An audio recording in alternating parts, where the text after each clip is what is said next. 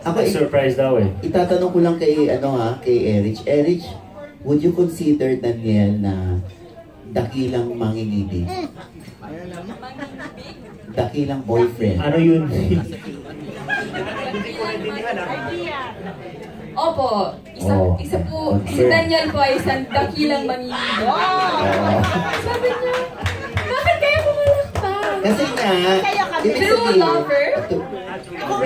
yung talagang lahat gagawin para sa'yo. Yun. Are you willing to do everything for me?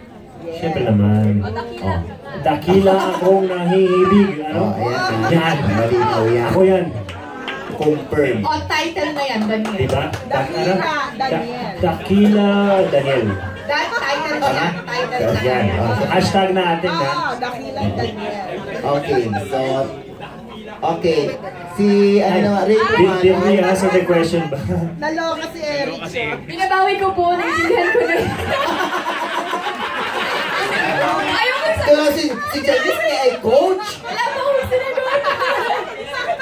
Oy, hindi ko naintindihan ha. Ngayon, syempre, yung dakila, yung talagang lahat gagawin para sa'yo. Ganon. Si Janice Kuya ang Audrey, may tamang misinterpret. panahon po para dyan.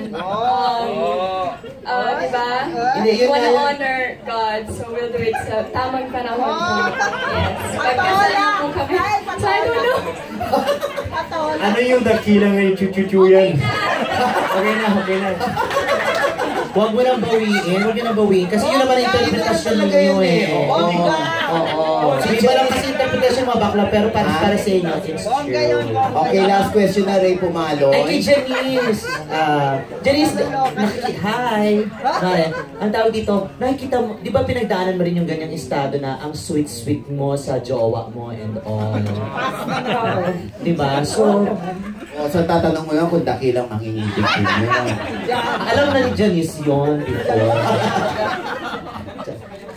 Yes. Ala, huwag mo i-feed ng mga kalaswa. Mga bakla. Nakakasama si Eric, di ba? Oo nga. Pero ano yung ina-advise mo sa kanya? Kasi parang masyado silang showy, parang nakakatakot, di ba na... Wag naman sana, di ba? Siyempre wag naman. Pag nagkukwentuhan kami ni Erich, kasi siya naman yung mas madalas ko na nakakakwentuhan. Kahit short lang, ay nakakukwentuhan ko siya ng konting mga experiences sa buhay. But of course, kung ano yung nararamdaman niya, kakaiba naman sa kung ano man ang naranasan ko. Pero may mga advices ka ba how the relationship na maging Wala nga ako stable? relationship eh. Mag-a-advise pa ako sa kanya. Ibig sabihin kasi makakatulong. Kasi marami kang lesson learned Oo, from your baka hindi past. makatulong sa kanya yung mga lesson ko. Kasi iba ng panahon ngayon, Janice, di ba? Okay, so... Kay Priscilla naman kasi 'di ba nakita niya kasi na 'di ba si John Pinoy tapos Priscilla tapos ganyan din silang dalawa ni Eric at saka ni Daniel.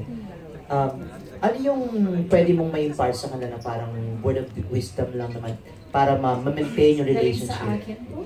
Yes. Kasi sabi mo kasi Siguro, parang mahirap, 'di ba? kasi sobrang ko tanda na. Joke. Siguro po, one day at a time. Yun lang po. Masarap kung you live a life one day at a time. Of course, maganda kung mabuti kung meron ka plano sa buhay mo.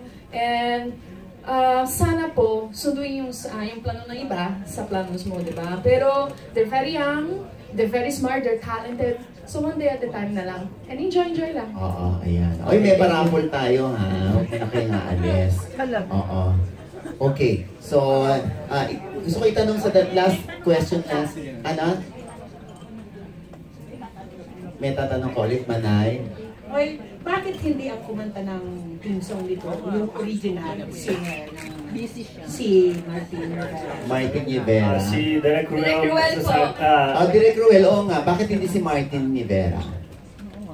Yeah, that was considered also. But you see, Martin is a good friend at alam naman natin ito ay kanyang classic song. But syempre, it's a morning show. We wanted a lighter feel to it. At hindi lang naman yun, there were other artists na nagkaroon na rin ng version nito na pinipilian. And we felt a younger vibe and a more contemporary vibe kasi morning show. Diba? That's how it is naman in ABS, like On the Wings of Love by Kyla.